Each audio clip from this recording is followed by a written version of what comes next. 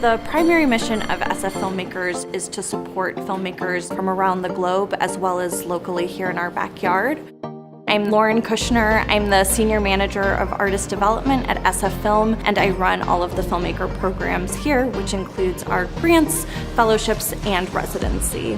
Our main priorities are supporting filmmakers at the development stage and the post-production stage.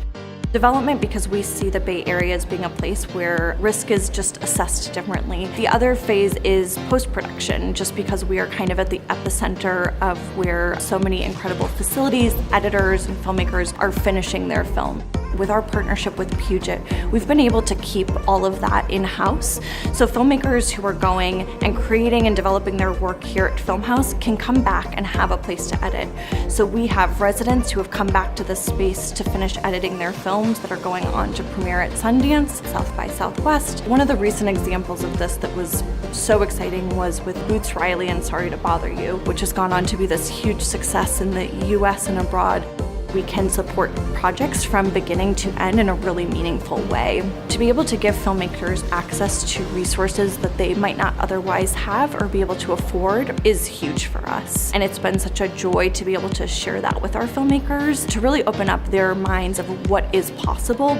Most of our editors are working with Premiere and using After Effects, and so they've really just loved being able to work with the programs that they're already really comfortable with, but elevate that to the next level. The first word that always comes out of their mouths is just how fast the systems are.